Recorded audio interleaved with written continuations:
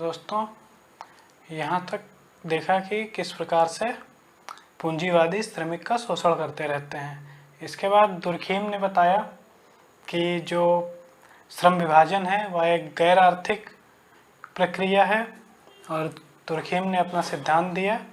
तो दुर्खीम का जो श्रम विभाजन का सिद्धांत है, इन्होंने इस पे दो तरह की सुदृढ़ता दी। तो लिखेंगे पहले कि दुर्खीम का श्रम विभाजन का सिद्धांत, दुर्खीम का श्रम विभाजन का सिद्धांत प्रत्यक्षवादी प्रकार्यवादी दृष्टिकोण से गैर आर्थिक है। दुर्खीम ने दो प्रकार की सुदृढ़ता की पहचान की। तो कौन कौन सी थी दो सुदृढ़ता? पहली थी यांत्रिक सुदृढ़ता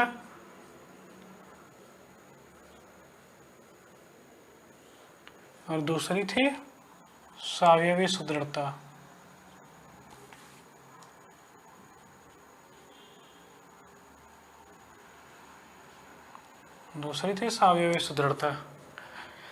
तो दुर्खीम ने बताया कि जो यांत्रिक सुदृढ़ता होती है वो जो है सरल समाज या ग्रामीण समाज पे आधारित होती है, क्योंकि सरल समाज या ग्रामीण समाज में जितने उत्पाद होते हैं सब एक तरह के होते हैं। लोगों का रहन सहन, खान पान, वेशभूषा, जितनी भी चीज़ें होती हैं सब एक तरह की होती हैं। और यहाँ पे जो है जो उत्पाद होता है, मतलब ग्रामीण उत्पाद जो होते हैं वो बिल्कुल जैसे माचिस की जो डिब्बी होती है उसके अंदर जितनी तीलियाँ होती हैं सब एक तरह की होती हैं, बिल्कुल मशीन से बनी हुई। उसी तरह यहाँ पे उत्पाद होते हैं कि सारे के सारे उत्पाद एक जैसे दिखते हैं, जैसे वो मशीन से बने हुए उत्पाद होते हैं उसी तरह बिल्कुल एक जैसे दिखते हैं। तो इसमें लिखेंगे कि दुर्खीम ने यांत्रिक सुदृढ़ता, दुर्खीम के यांत्रिक सुदृढ़ता से तात्पर्य है सरल समाज या ग्रामीण समाज। ऐसे समाजों में जनसंख्या एवं जनघनत्व लघु आकारीय होता है। ऐसे समाज उस मशीन की तरह होते हैं जिसके सभी उत्पाद एक समान होते हैं। ऐसे समाज में व्यक्तियों के खान पान, रहन सहन, वेशभूषा समरूप या समान होते हैं। दुर्खीम के शब्दों में ऐसे समाज में नैतिक घनत्व तथा भौतिक घनत्व समरूप होते हैं। समरूपता के कारण जो सुदृढ़ता उभरती है उसे यांत्रिक सुदृढ़ता या समरूपता पर आधारित सुदृढ़ता कहते हैं। तो समझिए यहाँ पे कि कोई गांव है, यहाँ पे क्या होता है कि जितने व्यक्ति हैं, 3 व्यक्ति हैं मान लो,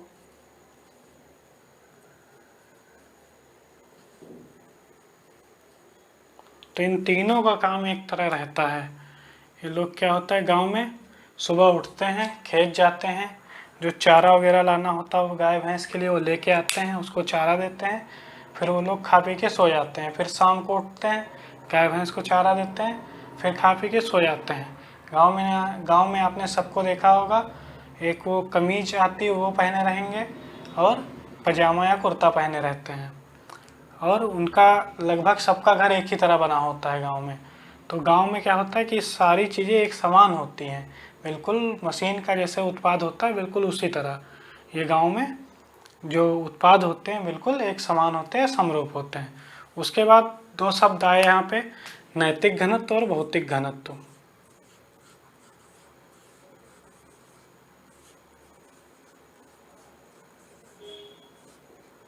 भौतिक घनत्व, इसको समझिए। जो समाज होता है उसमें जो लोग रहते हैं, तो लोगों को समाज के प्रति कुछ जिम्मेदारियां होती हैं, कुछ उनके कर्म होते हैं जो समाज के लिए उनको करना होता है। तो जो काम ऐसे होते हैं, जो जिम्मेदारियां होती हैं, उसको सभी लोग आपस में बांट लेते हैं। इसी को कहते हैं नैतिक घनत्व, जिससे समाज में एकता बनी रहती है। तो इसी को नैतिक घनत्व कहते हैं। भौतिक घनत्व क्या होता है कि जो समाज में संसाधन होते हैं सब एक समान होते हैं, तो उनका जो उपयोग किया जाता है समाज में, वो सब मिलकर आपस में उसका उपयोग करते हैं। तो साधन जब एक समाज, जैसे किसी ग्रामीण समाज में संसाधन क्या हो सकते हैं, या तो खेती करता होगा ग्रामीण समाज में, या तो खेती होती है, या जंगली उत्पाद होते हैं, मछली पकड़ने का काम होता है, या जानवर पालने का काम होता है, यही कार्य होते हैं वहाँ पे, सबके यही काम होते हैं। तो वहाँ पे जितने इस तरह के लोग होते हैं वो इन जो भौतिक घनत्व, जो ये संसाधन है, भौतिक संसाधन, इनको आपस में बांट लेते हैं, उसका उपयोग करते हैं। तो भौतिक घनत्व समान होने के कारण उसमें कोई उनको समस्या भी नहीं होती और सब मिलजुल कर इसको बांट लेते हैं, जिससे समाज में एकता बनी रहती है। तो इस प्रकार से ये भौतिक घनत्व होता है। अब क्योंकि नैतिक घनत्व, भौतिक घनत्व, ये सब समान होते हैं वहाँ पे, इस वजह से इसको कहते हैं समरूपता की एकता। यहाँ पे सारी चीज़ें वहाँ पे समान होती हैं, सब समरूप होती हैं चीज़ें, इसीलिए इसको समरूपता की एकता कहते हैं। तो इसके बाद दुर्कहेम ने बताया कि ऐसे जो समाज होते हैं, जो सरल समाज या ग्रामीण समाज, इनमें क्या होता है, इसमें धर्म का प्रभाव बहुत ज़्यादा होता है। धर्म इतना ज़्यादा प्रभावशाली होता है कि उसके खिलाफ जाके कोई कुछ कर ही नहीं सकता है, धर्म के खिलाफ जाके। तो छोटे से अपराध की बहुत बड़ी सज़ा दी जाती है, क्योंकि सामाजिक नियंत्रण धर्म के द्वारा होता है। तो ऐसी जगह में ऐसे जो समाज होते हैं, इनमें छोटे से अपराध की बहुत बड़ी सज़ा दे दी जाती है। जैसे कोई पेन चोरी करता है तो उसे फांसी की सज़ा दे दी जाए, इस प्रकार से यहाँ का कानून होता है। इसको कहते हैं दमनकारी कानून। तो यहाँ इन समाजों में दमनकारी कानून होता है। तो लिखेंगे कि ऐसे समाजों में धर्म सामाजिक नियंत्रण का साधन होता है और दमनकारी कानून से सामाजिक नियंत्रण होता है। पैराग्राफ चेंज करके, दुर्कहेम के अनुसार श्रम विभाजन का स्वरूप यांत्रिक सुदृढ़ता पर आधारित है, अर्थात श्रम विभाजन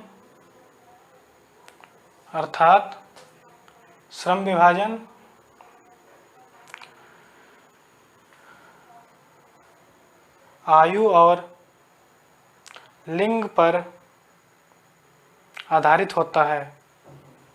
अर्थात पुरुष घर के बाहर के सारे कार्य करते हैं तथा महिलाएं घर के भीतर का कार्य करती हैं।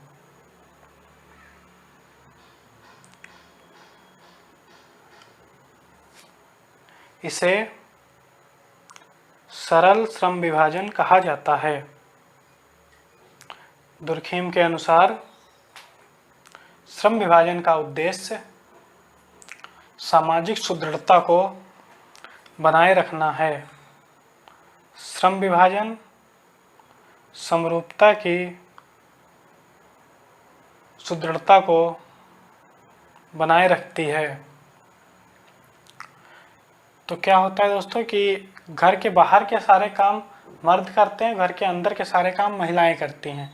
तो इस प्रकार यहाँ पे जो बच्चे होते हैं वो वहाँ पे मछली पकड़ने का काम, इस तरह छोटे छोटे कार्य करते हैं। तो आयु और लिंग विभाजित कार्य होता है यहाँ पे, मतलब जो श्रम विभाजन है वो आयु आधारित होता है और लिंग आधारित होता है। तो इसके बाद हम देखेंगे कि सावयवी सुदृढ़ता क्या होती है। तो सावयवी सुदृढ़ता क्या होता है, जैसे दिल्ली जैसा कोई बड़ा शहर हो, अगर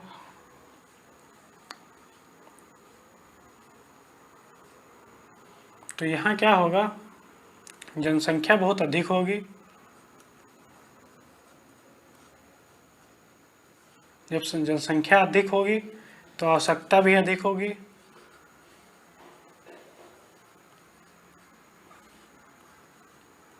सारे लोगों का रहन सहन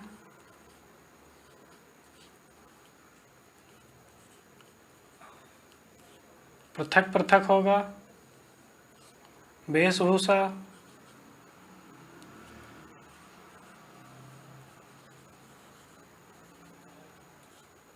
सब पृथक होगा। खान पान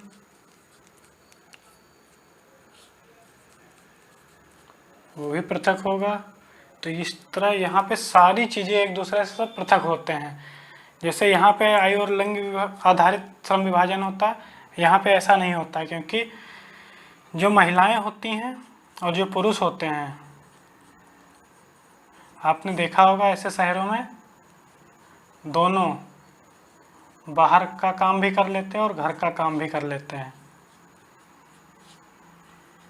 यानी पुरुष भी बाहर नौकरी करने चले जाते हैं, महिलाएं भी चली जाती हैं। पुरुष भी खाना बना लेते हैं आके, महिलाएं भी बना लेती हैं।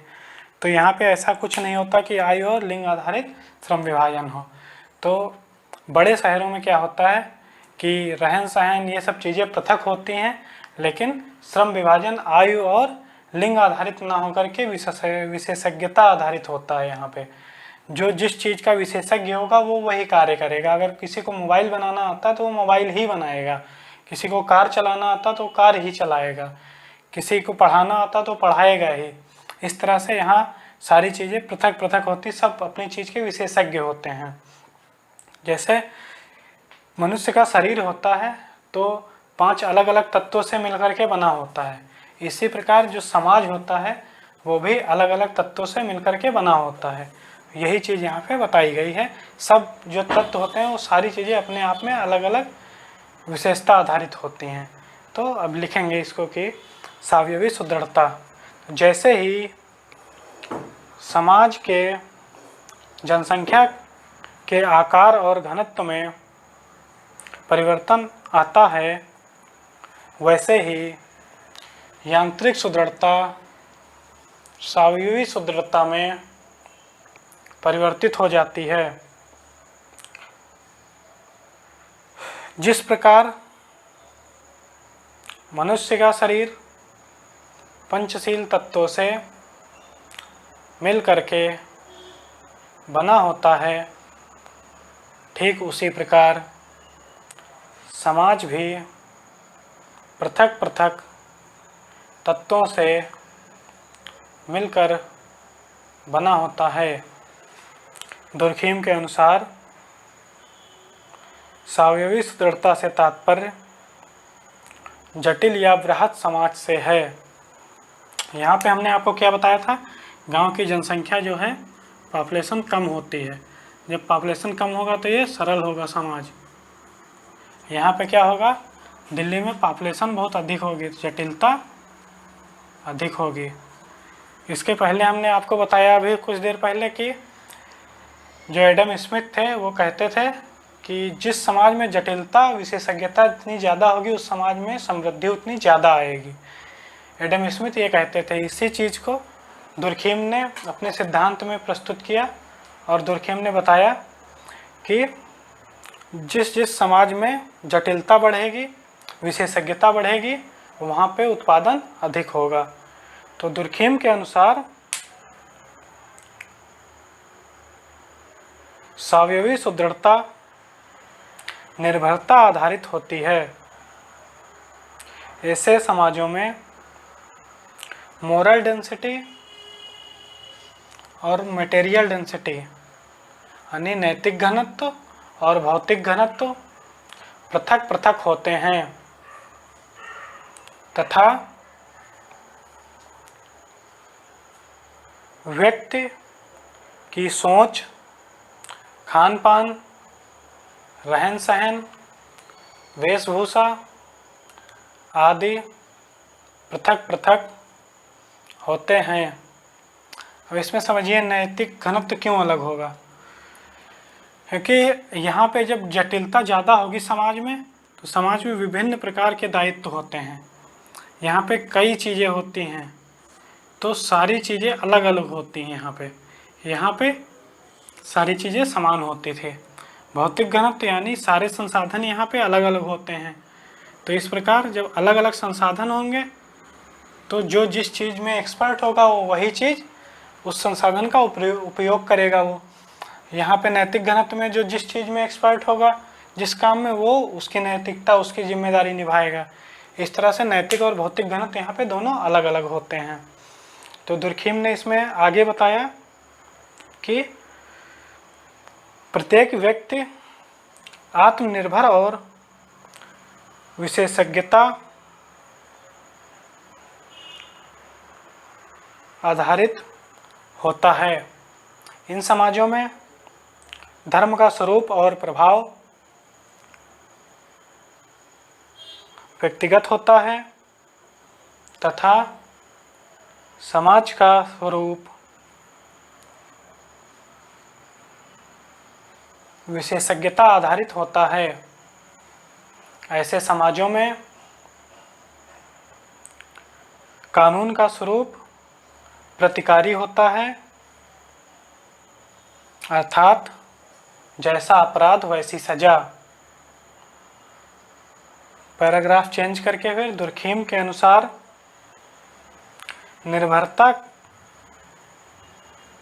के अनुसार ही समाज श्रम विभाजन का स्वरूप भी विकसित होता है, जिसमें व्यक्ति को विशेषज्ञ करने के लिए प्रेरित किया जाता है।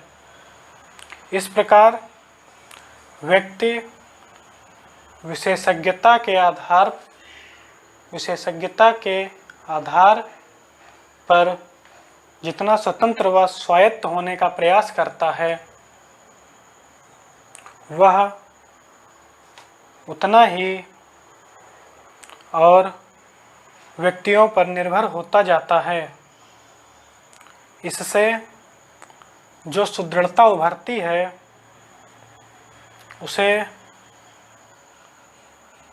उसे सावयवी सुदृढ़ता कहते हैं।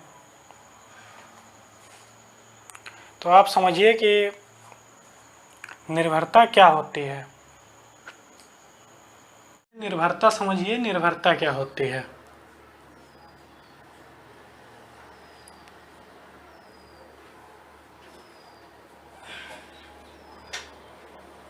निर्भरता में क्या होता है, कोई व्यक्ति है, ये किसी दिल्ली जैसे शहर में रहता है।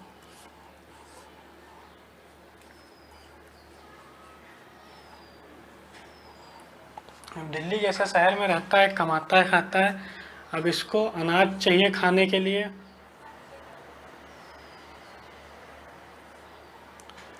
इसको काम करने वाला चाहिए,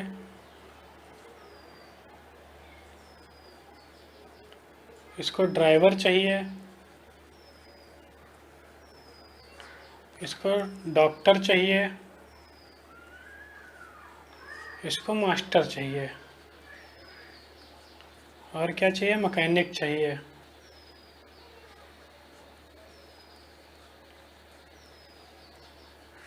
ये सब चीज़ें इसको चाहिए।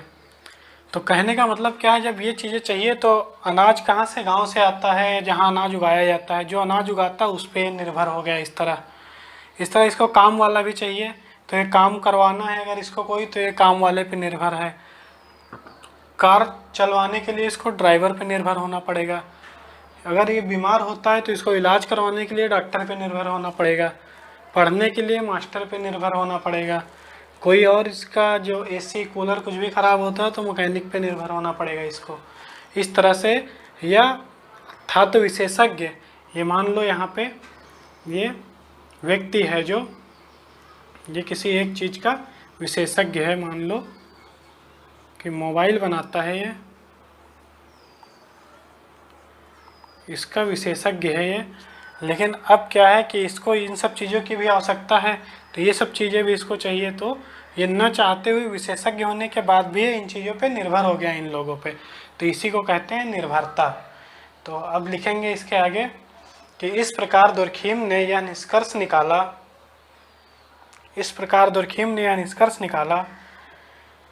कि श्रम विभाजन एक सामाजिक तथ्य है,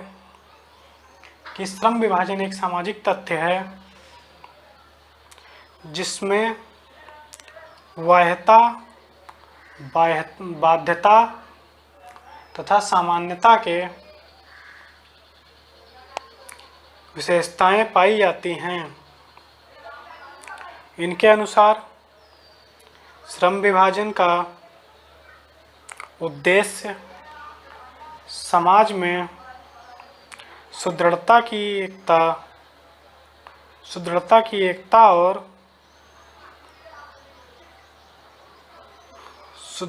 की एकता बनाए रखना है, और इस प्रकार श्रम विभाजन एक गैर आर्थिक सामाजिक तथ्य है। अब इनकी आलोचना लिखते हैं कि इसकी आलोचना क्या क्या है इनकी। तो दुर्खिम की हमने अभी आपको बताया था कि सबसे पहली आलोचना क्या है।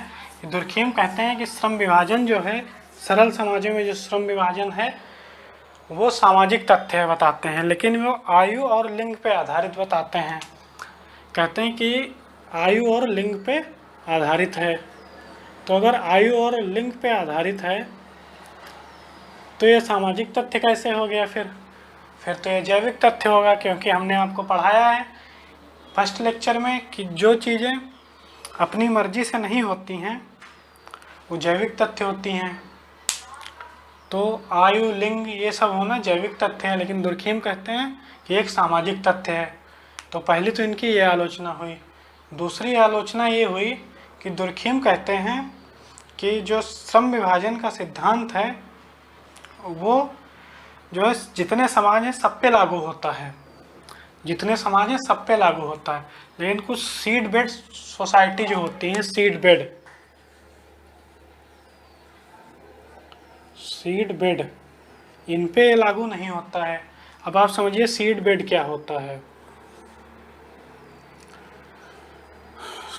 गांव जो है होता है, इसका विकास होता है तो ये शहर बन जाता है, ठीक। लेकिन कुछ जगह क्या होता है कि गांव होते ही नहीं हैं, ये डायरेक्ट शहर बनाए जाते हैं। जैसे चंडीगढ़ का एग्जाम्पल है, चंडीगढ़ जो है सीधे शहर बना था। अभी जो यूपी के रहने वाले होंगे, जो लखनऊ के आसपास के होंगे, उनको पता होगा कि लखनऊ में आईटी सिटी बनाया जा रहा है। वो एक जंगल था, उसको काट करके एक आईटी सिटी, पूरा आईटी हब बना दिया गया है। तो वो भी गांव नहीं था वहाँ पे कभी, वो भी सीधे शहर बना दिया गया है। इसी तरह इजराइल है इसका एक एग्जाम्पल, लास वेगास है, ये सब इसके एग्जाम्पल हैं। तो जो सीधे शहर बना दिए जाते हैं उनको सीड बेड सोसाइटी कहते हैं।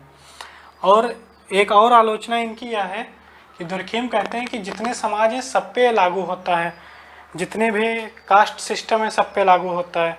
लेकिन आप देखते हैं कि गाँवों में कई बार ऐसा होता है, कई बार क्या हमेशा अक्सर ऐसा होता है कि जो जाति है, जाति व्यवस्था, उनके सबके अपने जो कार्य हैं बटे हुए हैं, यानी वो विशेषज्ञता तो है उनके अंदर, लेकिन फिर भी वो एक दूसरे पर आधारित हैं। तो इस तरह विशेषज्ञता होने के बाद भी वो एक दूसरे पर आधारित हैं। तो इसीलिए इसको कहा जाता है कि ये भी दुर्खिम की एक आलोचना है। और चौथी आलोचना ये है कि दुर्खिम ने जो है श्रम विभाजन के आर्थिक पक्षों पर बिल्कुल भी ध्यान नहीं दिया है, ये इनकी चौथी आलोचना है। और एक बात यह है कि सबसे कम आलोचना दुर्खिम के इसी सिद्धांत की हुई है, क्योंकि दुर्खिम का ये सिद्धांत जो है, इनका जो पीएचडी का जो सब्जेक्ट था वो श्रम विभाजन ही था, और इस पे दुर्खिम ने पीएचडी किया है, इसलिए इस पे सबसे कम आलोचना दुर्खिम की इसी सिद्धांत पे हुई है। तो आलोचना में सबसे पहले लिखेंगे कि दुर्खिम ने श्रम विभाजन के आर्थिक पक्षों को अस्वीकार करके श्रम विभाजन का एक अहम पहलू अंधकारमय कर दिया है। दूसरा लिखेंगे, दुर्खीम का सिद्धांत प्रत्यक्षवादी, प्रकार्यवादी और उद्विकासीय है, परंतु यह सिद्धांत सीड बेड समाजों पर लागू नहीं होता है। 3 टर्म है, बच्चे अक्सर कंफ्यूज रहते हैं, उसको समझते हैं पहले आज।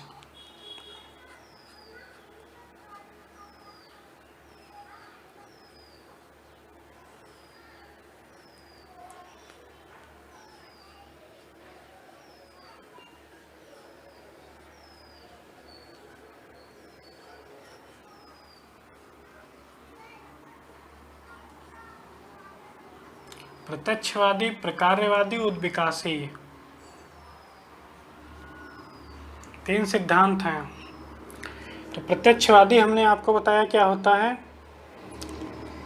जो विचारक समाजशास्त्र को विज्ञान की तरह देखने या बनाने या पढ़ने का प्रयास करते हैं, उनको प्रत्यक्षवादी कहा जाता है। अब विज्ञान की तरह क्यों? क्योंकि विज्ञान प्रत्यक्ष पे चलता है। इनकी चीज़ों को नापा जा सकता है, मापा जा सकता है, तौला जा सकता है, प्रयोग किया जा सकता है, ये सब चीज़ें होती हैं। तो जो प्रत्यक्षवादी होते हैं वो समाजशास्त्र को एक विज्ञान की तरह देखते हैं। जो प्रकार्यवादी होते हैं उनका काम होता है समाज के केवल सकारात्मक पहलुओं को देखना। समाज के केवल सकारात्मक पहलुओं को देखते हैं। जो उद्विकासी होते हैं, उद्विकासी सिद्धांत जो होता जैसे कोई गांव है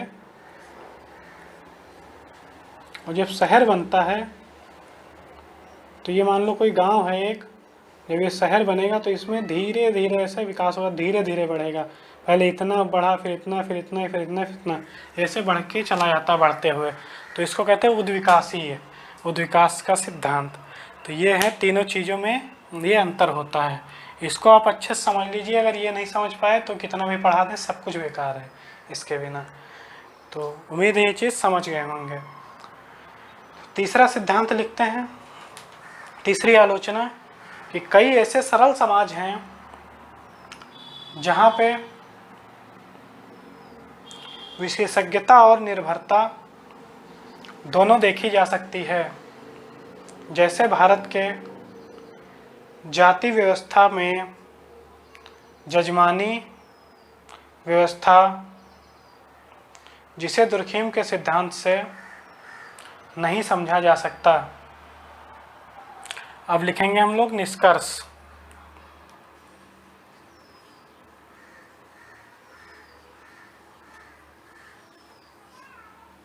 निष्कर्ष लिखेंगे कि दुर्खीम के श्रम विभाजन का सिद्धांत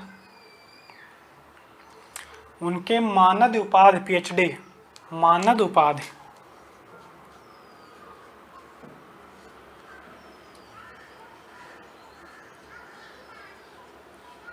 जिसको कहते हैं PhD के मानद उपाधि PhD का विषय रहा है। दुर्खीम ने श्रम विभाजन को सामाजिक तथ्य बताया है। इसी आधार पर उन्होंने निष्कर्ष दिया कि श्रम विभाजन व्यक्ति से वाह्य तथा बाध्य है, जिसका उद्देश्य सामाजिक सुदृढ़ता को सुनिश्चित करना है। दुर्खीम ने बेशक श्रम विभाजन के आर्थिक पहलुओं को नज़रअंदाज किया, परंतु श्रम विभाजन को एक नया आयाम प्रदान किया जो सराहनीय है। इनके श्रम विभाजन सिद्धांत की सबसे कम आलोचना हुई है। तो दोस्तों यहाँ पे श्रम विभाजन का सिद्धांत खत्म हुआ और दुर्खीम का भी जो चैप्टर था वो ख़त्म हुआ। एक विचारक हमने आज पूरा किया। यहाँ पे हमने आपको स्टार्टिंग में बताए थे 6 विचारक हैं हमारे पास, एक पूरा हो गया, 4 बचे हैं। आप इसको इस तरह से समझिए कि 250 नंबर के पेपर में 250 नंबर के पेपर में करीब 140 से 150 नंबर का जो है वो श्रम विभाग, इससे जो विचारक का चैप्टर इससे आता है। जो 6 विचारक हैं इनसे पूछा जाता है। तो 6 इसका अगर हम 6 से इसको डिवाइड कर लें तो हमने आज 25 नंबर का कवर कर लिया है। 25 नंबर का हम लोग इसमें कवर कर चुके हैं और अब 225 के लिए आगे पढ़ेंगे। तो अगला जो लेक्चर होगा हमारा वो होगा अगस्त काउंट पे। और दोस्तों एक बात आपको बताना था कि एक नई सीरीज़ हम शुरू कर रहे हैं जिसमें केवल हम आपको समझाएंगे, नोट्स आपको अपने आप बनाना रहेगा या आप कहीं से भी पढ़ें जहाँ से आपको सही लगे। हम आपको केवल चीज़ें समझाते चले जाएंगे, लिखवाएंगे नहीं। और उसके साथ में एक सीसाइट का सीरीज़ शुरू होगी अपने चैनल पे परसों से। दोस्तों कल से अपनी ये सीरीज़ शुरू हो रही है जो 2021-22 के लिए जो एग्ज़ाम देने वाले स्टूडेंट हैं उनके लिए सीरीज होगी, जो केवल हम समझाएंगे उस पर और लिखवाएंगे नहीं, नोट्स नहीं बनवाएंगे उस पर, बस चीज़ें समझाते चले जाएंगे। सीसाइट भी परसों से स्टार्ट हो जाएगा और 2 महीने में पूरा सीसाइट कवर कर देंगे। तो ठीक है दोस्तों, मिलते हैं नेक्स्ट लेक्चर में। धन्यवाद।